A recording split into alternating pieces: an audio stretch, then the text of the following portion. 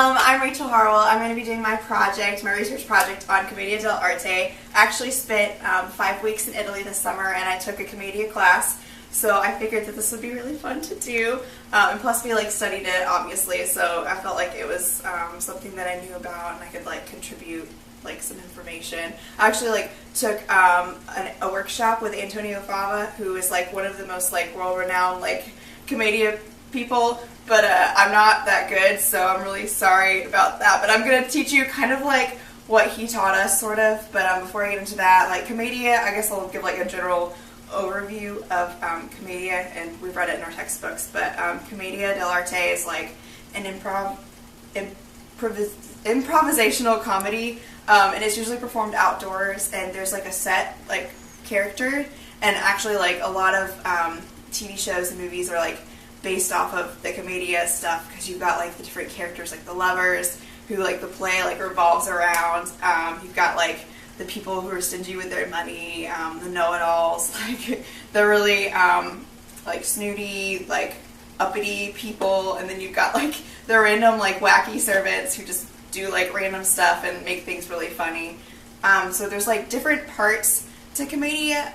All of it, as you know, is improvised. So you kind of have a base script somewhat. You kind of have an outline of the plot, but everything is made up on the spot. And so there's two different things. There's lazies and grumlots. Lazies are short comedic bits of things that don't further the plot. So for example, a lazy would be hey, we're trying to go from one place to the other. So we did a play in Italy, and we made one of the lazies riding on a train. So all the different people that you meet on the train trying to get from one place to the other. And grumlots are a comedic bit, but there's no words, so it's you only communicate by sounds.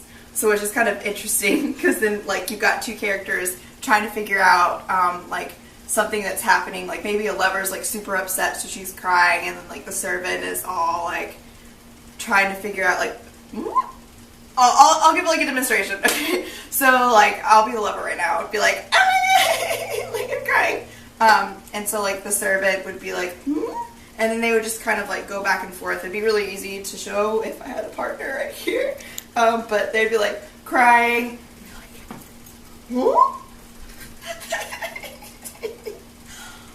Oh, kind of a short thing like that. So that's kind of a brief little bit of Commedia somewhat, and obviously it influences a bunch of other acting styles.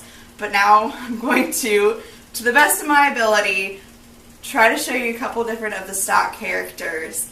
So I think the first one I'm going to go with is Pantalone, and I like to refer to him as a raptor, because he kind of, you'll see, his hand placements are really weird. So in Antonio Fava's workshop, we learned, Pantalone, he has he's an older man, usually a father of one of the lovers, so he's very tight with his money and doesn't like to spend his money on anything. So his position is normally his shoulders are hunched over, and he's got his back hunched over, and his hands kind of close to his body, he's holding on to his money, and he has a short stance. And so to demonstrate his walking, so he would just kind of scurry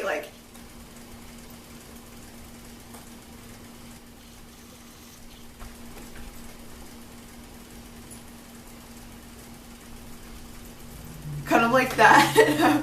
Usually it's motivated by money, or oh, somebody's coming after my money, so I'm gonna run away, you can't have it, kind of thing. And so the next character would be Il Dottore, and he's also a very rich character, usually a father of one of the lovers, can be a widower, same with Pantalone, or a rich lawyer friend to Pantalone, so either they're enemies or they're best buds. And Dottore has a different stance. Instead of hunching forward, he hunches backwards, so he leads with his stomach. And he thinks he knows everything, which he doesn't. He just makes up a bunch of stuff. So he walks like this, I'm gonna waddle. He waddles. And usually he says random facts when I got to this city, it was built on rubble, and just random stuff like that, like random, not good things. Like oranges, they're not really orange, they're green. But then they turn orange when they hit the sunlight. Something like that. Something that's completely obviously like not correct, but he just thinks he knows everything. And then you've got the lovers, which they, the play kind of like usually revolves around them, and like everybody like tries to like set them up together. So there's like a girl and a boy lover. And they have like fluid movements, and they like lead with their chest, but not like, kind of like in a proper way, but very like flowy. So then if they're like searching for somebody, this is how they would move. So they would like,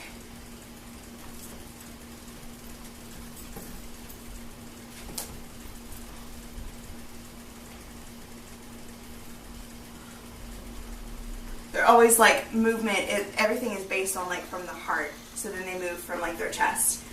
They're always searching for somebody else, and they're always super vain, unless you're talking about like Isabella, who is kind of sassy and like not super self-centered.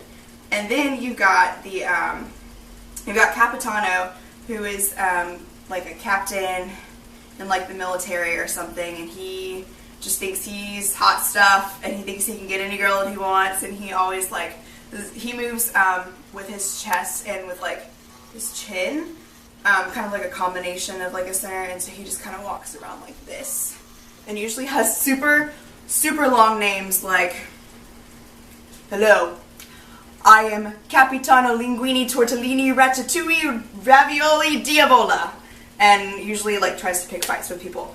And then you have, let's see, you have Zani characters, and they're the most interesting characters of the entire play. They're the ones who like move everything along. They like play tricks on the other people, usually end up stealing like the older people's money, and they're usually motivated by food. And so I guess like the traditional Zani is all motivated by food, and then so is Arlecchino. Arlecchino is more of like the Harlequin, so he's kind of like jestery, kind of like funny, plays tricks, and so they have like really quick movement. So let's say that Zani is just got done with doing chores, so it's like super tired. So here's an example. So tired, I just moved an entire log of bricks over here, and I don't know what to do. I just want to take a nap, and I'm just so tired, and I just